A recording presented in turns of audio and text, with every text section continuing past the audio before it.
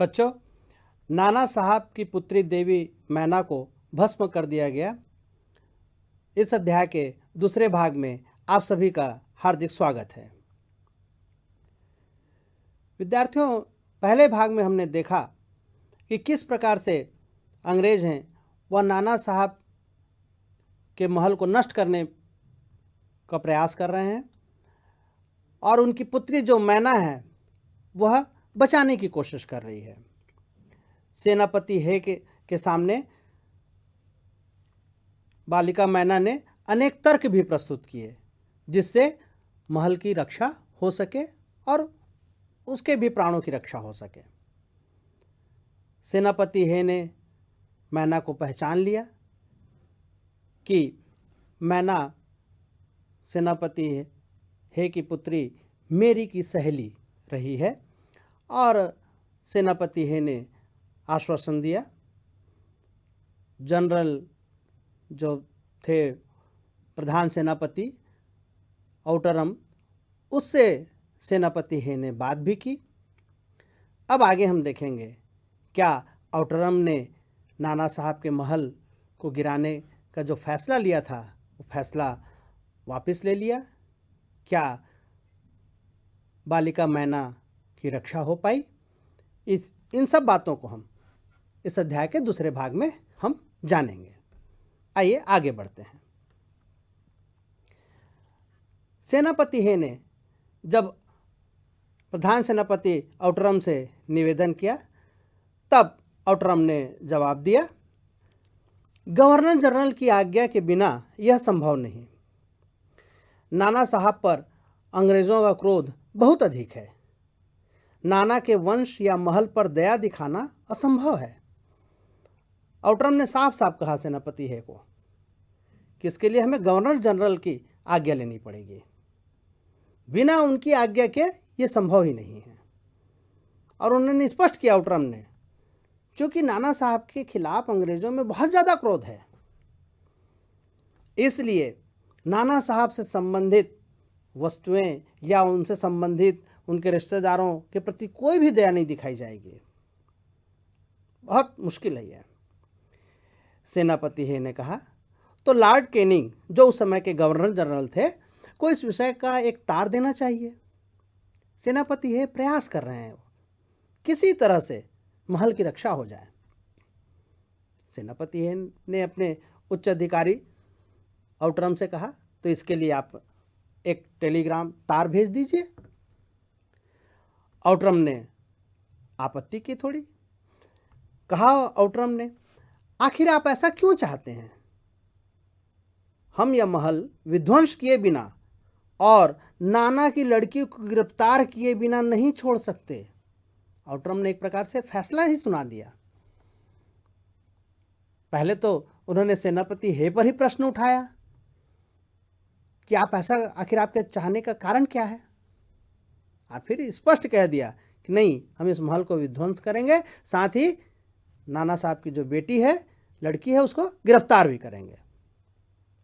आगे का घटनाक्रम, सेनापति हे मन में दुखी होकर वहां से चला गया। स्वाभाविक बात भी है, जब मन की अनुसार कार्य न हो, मन की इच्छा की पूर्ति न हो, तो व्यक्ति को दुख पहुंचता है। तो सेनापति वहां से चले गए। इसके बाद जनरल औटरम ने नाना का महल फिर घेर लिया। महल का फाटक तोड़कर अंग्रेज सिपाही भीतर घुस गए और मैना को खोजने लगे। किंतु आश्चर्य है कि सारे महल का कोना कोना खोज डाला पर मैना का पता नहीं लगा। पता नहीं महल के किस हिस्से में वो मैना छिप गई थी या कोई गुप्त रास्ता रहा होगा। अंग्रेज मैना को ढूंढ नहीं पाए। मैना पूरे महल में कहीं नहीं मिली। अब महल को नष्ट करने की तैयारी। उसी दिन संध्या समय लॉर्ड कैनिंग का एक तार आया जिसका आशय इस प्रकार था, लंदन के मंत्रिमंडल का यह मत है कि नाना का स्मृति चिन्ह तक मिटा दिया जाए, इसलिए वहां की आज्ञा के विरुद्ध कुछ नहीं हो सकता। लॉर्ड कैनिंग जो गवर्नर जनरल थे, उनका भी तार आ गया। साफ साफ कहा गया था कि जो लंदन में जो मंत्रिमंडल है ना, उन्होंने ही साफ साफ कह दिया है कि नाना साहब ने जो अंग्रेजों के साथ क्रूरतापूर्वक व्यवहार किया है, बहुत सारे अंग्रेजों को मार डाला गया है, इसलिए नाना के एक भी स्मृति चिन्ह न रहे, सब कुछ मिटा दिया जाए।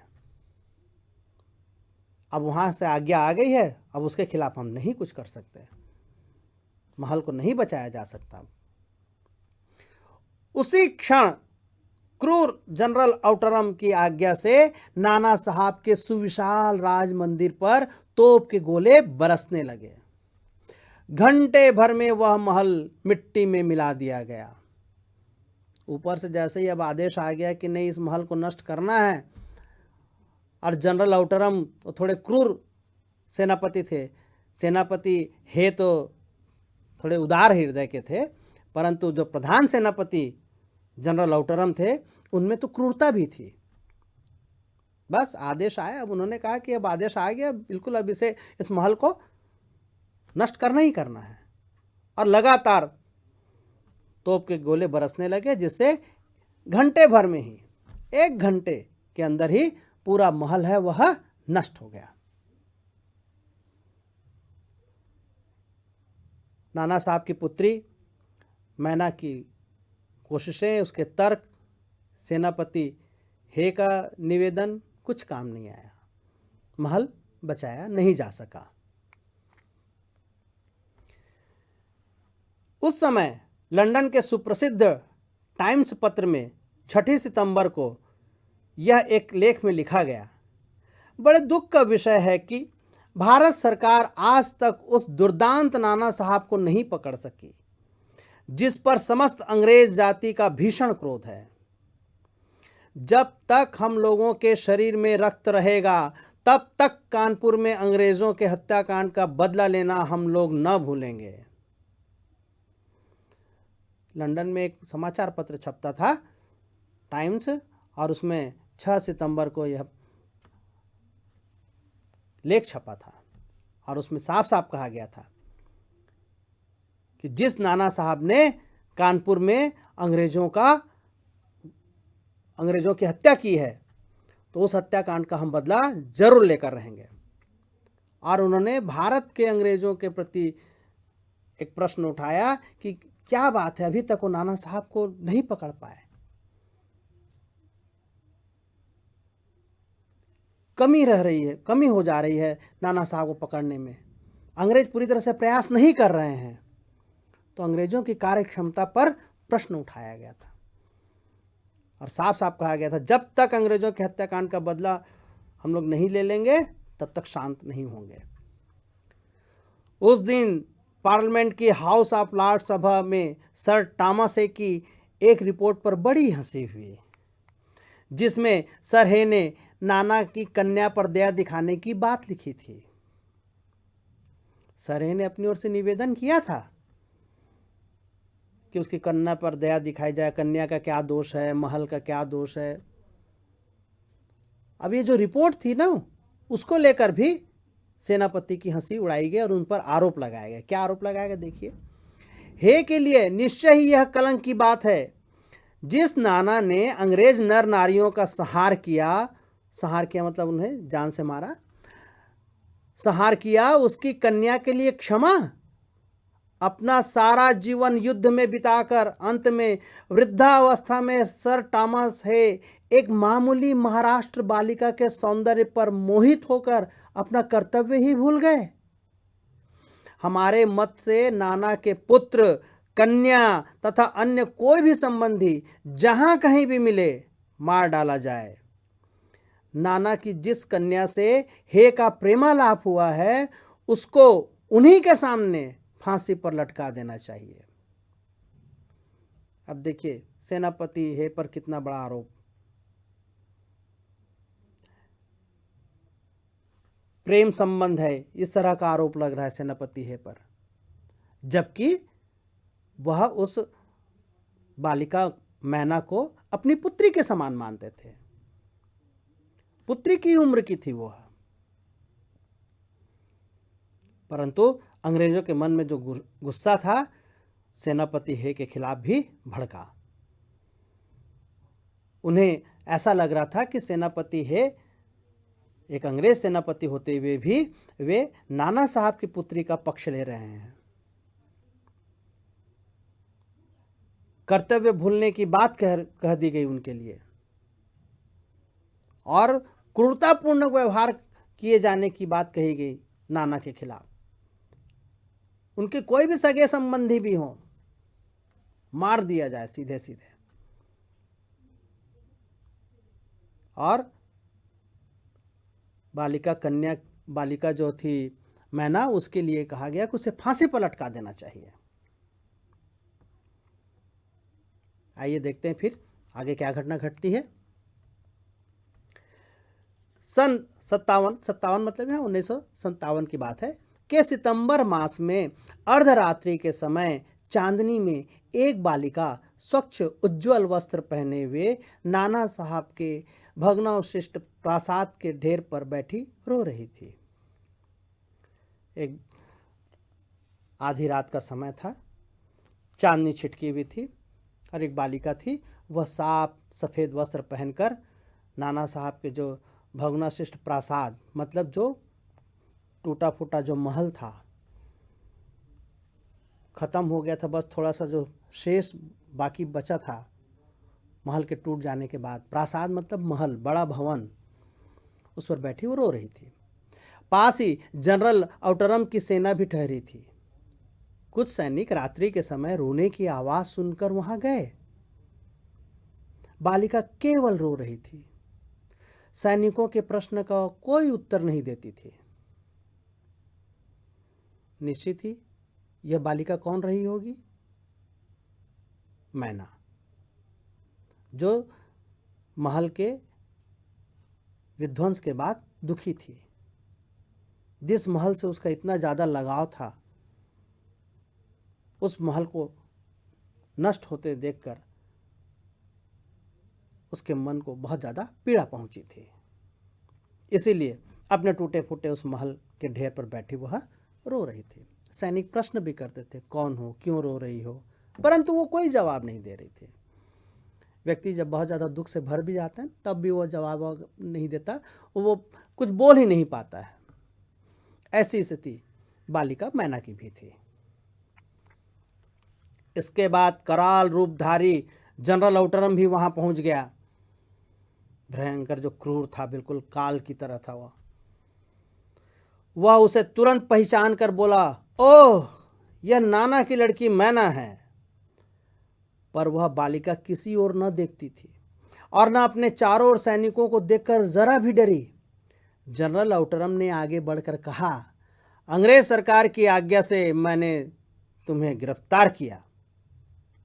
मैना उसके मुंह की ओर देखकर आर्त स्वर मतलब दुख भरे स्वर में बोली, मुझे कुछ समय दीजिए जिससे आज मैं यहां जी भर कर रो लूं।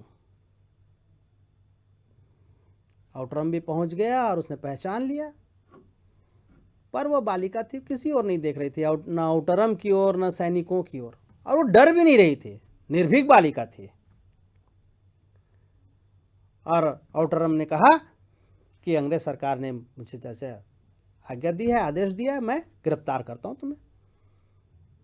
तो बस मैना ने दुखी होकर एक ही बात कही, मुझे कुछ और समय दीजिए ताकि मैं यहां पर जी भर कर रो लूं, अपना दुख व्यक्त कर दूं, हल्का हो जाऊं मैं। ये भी आप जानते होंगे कि जब व्यक्ति है बहुत ज़्यादा दुखी हो, इतना ज़्यादा दुख मन में भर जाए कि कुछ बोल ना सके, बस आंख से आंसू निकल रहे हो, तो व्यक्ति है वह रोकर भी अपने मन को हल्का कर लेता है, उसका दुख कम हो जाता है। ये बालिका मैना भी यही चाह रही थी। जानती थी बालिका मैना, पता नहीं अब फिर मुझे इस स्थान पर आने का मौका मिले कि न मिले।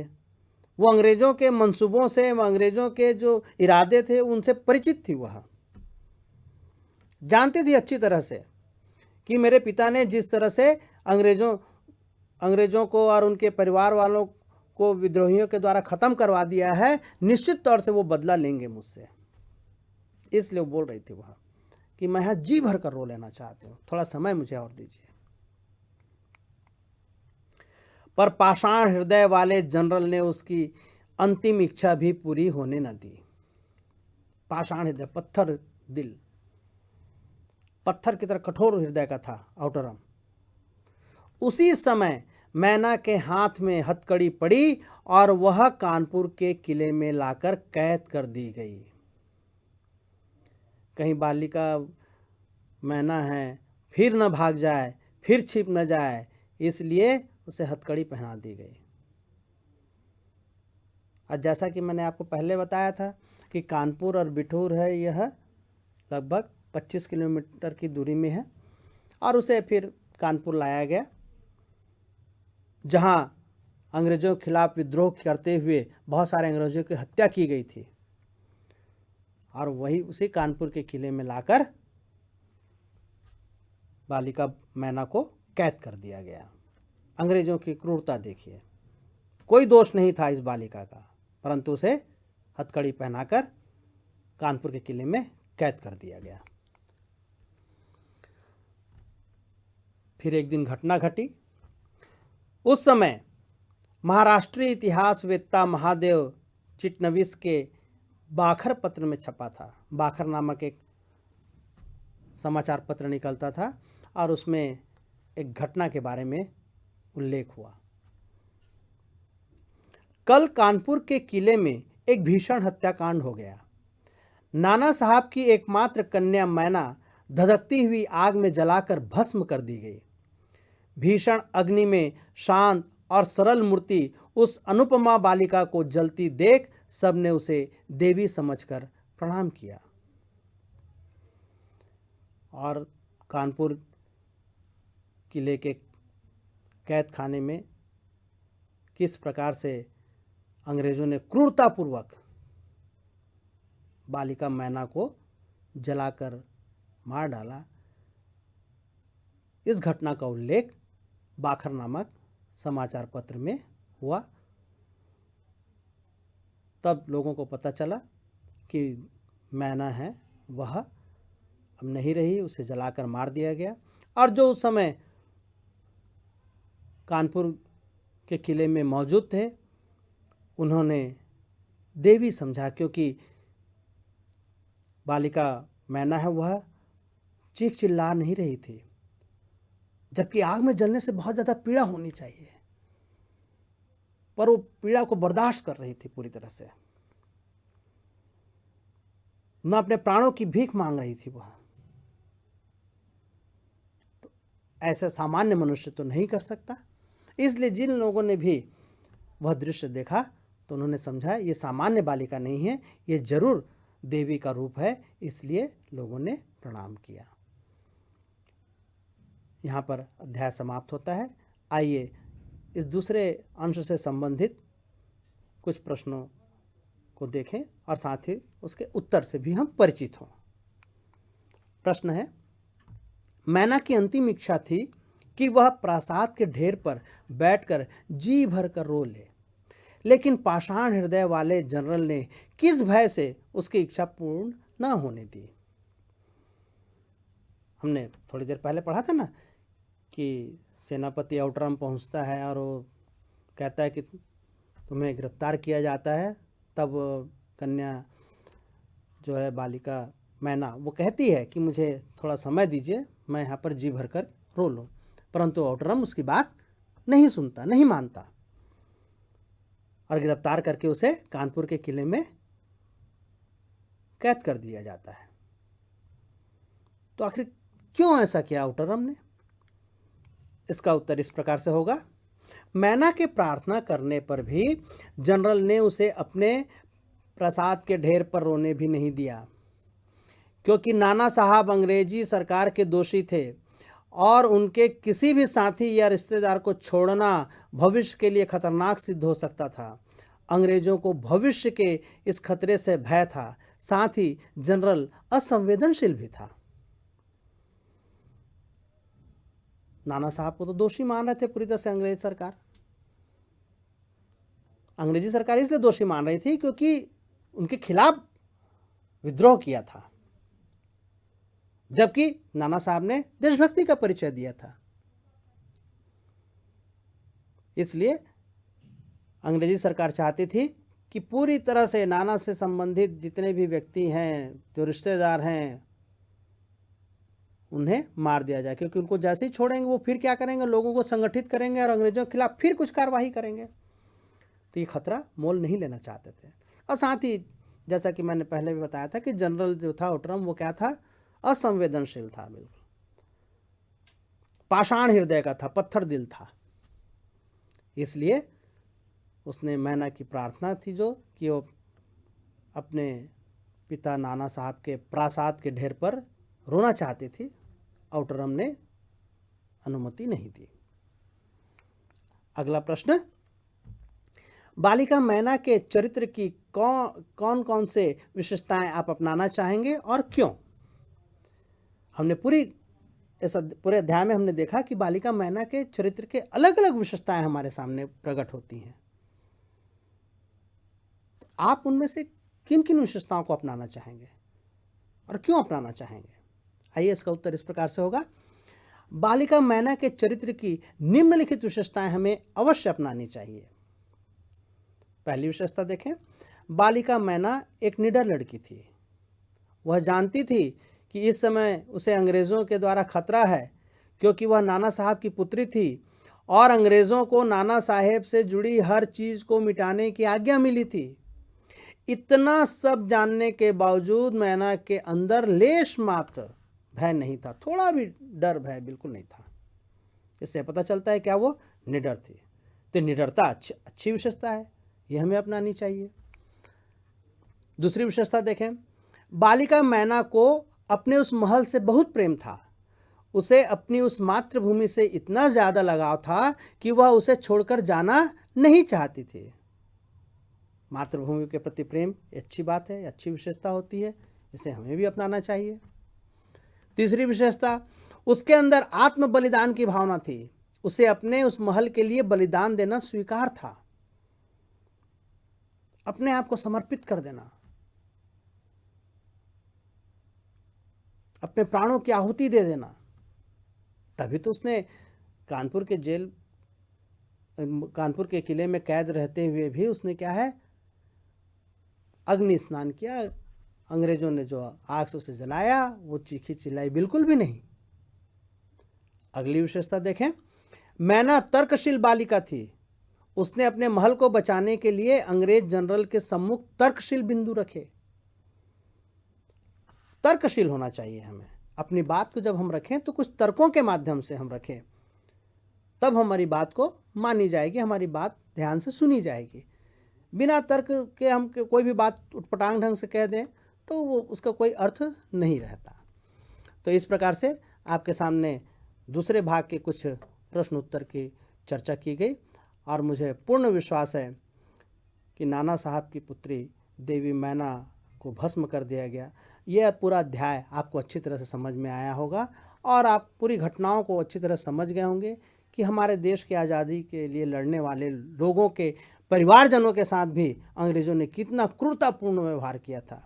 इस अध्याय के माध्यम से आपने ये भी जाना होगा कि अंग्रेज़ भारतीयों के प्रति कितने क्रूर थे, कितना उन पर अत्याचार करते थे, कोई भी दया की भावना नहीं रखते थे। और यही सब अंग्रेज़ों की क्रूरता ने भारतीयों के मन में उनके प्रति और ज़्यादा विद्रोह की भावना पैदा की। तो इस घटना ने निश्चित ही और भी लोगों के मन में अंग्रेज़ों के खिलाफ भावना भरी होगी, अंग्रेज़ों के खिलाफ उन्हें विद्रोह करने के लिए प्रेरित किया होगा। तो एक ऐसी घटना है जिसने उस समय 1857 की क्रांति के समय,